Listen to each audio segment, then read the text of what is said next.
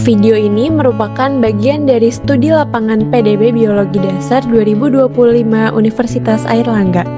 Pada kesempatan ini, kami melakukan kunjungan observasi ke tempat pengepul rongsokan milik Bu Yasin, sebuah usaha daur ulang yang telah berdiri sejak tahun 1991 di wilayah Mulyorejo.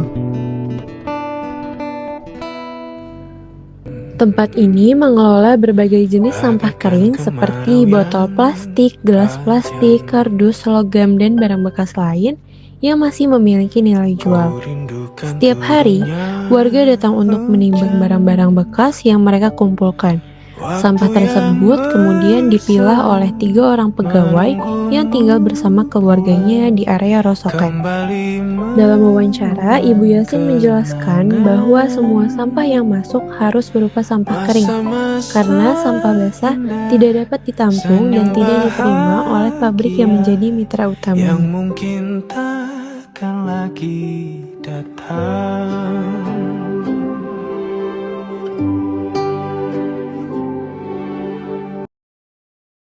Setelah proses pemilahan, seluruh barang bekas dibersihkan terlebih dahulu. Ibu Yasin menekankan bahwa pabrik hanya menerima barang dalam keadaan bersih. Karena itulah, ia dan para pegawainya memastikan bahwa setiap jenis material telah dipisahkan dengan rapi sebelum dikirim ke PT Duta Kencana Rungkut, yaitu sebuah pabrik tempat mereka menyetorkan hasil rosokannya setiap bulan. Dalam pengelolaan harian, Ibu Yasin menghadapi sejumlah tantangan. Salah satunya adalah sampah yang dibawa warga dalam kondisi sangat kotor dan tidak dipilah.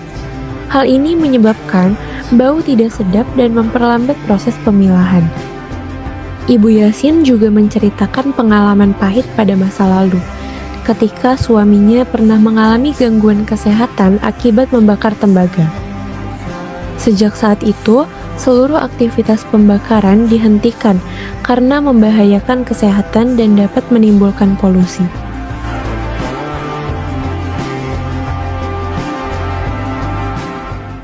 Tempat rosokan ini juga memiliki aturan ketat dalam menerima jenis sampah tertentu. Ibu Yasin menyampaikan bahwa ia tidak menerima sampah medis seperti sampah infus atau limbah kesehatan lainnya. Hal ini dikarenakan pabrik mitra secara tegas melarang penerimaan sampah medis untuk mencegah risiko kesehatan dan pencemaran. Di lingkungan sekitar, terdapat kebiasaan baik di mana warga ikut berpartisipasi dengan mengumpulkan barang bekas untuk dijual.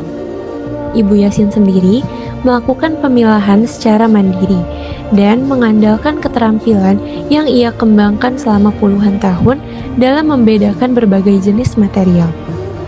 Tempat rosokan ini juga menyediakan ruang penyimpanan khusus untuk kardus agar tidak basah atau rusak akibat hujan, sehingga kualitasnya tetap terjaga sebelum disetorkan ke industri daur ulang. Permasalahan sampah yang kotor dan menimbulkan bau erat kaitannya dengan proses dekomposisi mikroba. Salah satu solusi biologis yang banyak direkomendasikan dalam penelitian adalah biokonversi menggunakan larva black soldier fly atau larva BSF. Larva BSF mampu mereduksi sampah organik hingga 80% tanpa menimbulkan bau berlebih, serta menghasilkan produk samping yang dapat dimanfaatkan sebagai kompos atau pakan ternak. Jika metode ini diterapkan di lingkungan pengepul rosokan, sampah organik yang tidak bernilai jual dapat dikelola lebih efisien, sehingga mengurangi penumpukan sampah dan risiko pencemaran. Kegiatan daur ulang yang dilakukan Ibu Yasin juga mendukung sejumlah tujuan Sustainable Development Goals atau SDGs, seperti SDGs 11 tentang kota berkelanjutan, SDGs 12 tentang konsumsi dan produksi bertanggung jawab, SDGs 8 tentang pekerjaan layak, serta SDGs 13 yang berkaitan dengan pengurangan dampak perubahan iklim. Ketika ditanya mengenai solusi yang perlu dilakukan masyarakat untuk mengurangi sampah, Ibu Yasin menyampaikan bahwa kebiasaan membuang sampah ke sungai masih menjadi masalah besar. Menurut beliau, perubahan perilaku masyarakat adalah langkah penting untuk menciptakan lingkungan yang lebih bersih dan sehat. Dari hasil wawancara dan observasi lapangan, kami menyimpulkan bahwa tempat pengepul rosokan milik Ibu Yasin berperan penting dalam mengurangi sampah kota dan mendukung proses daur ulang.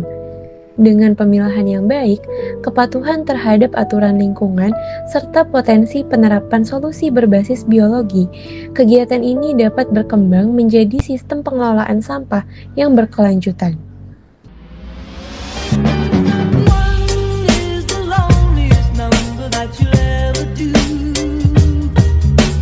Two can be as bad as one. It's the loneliest number since the number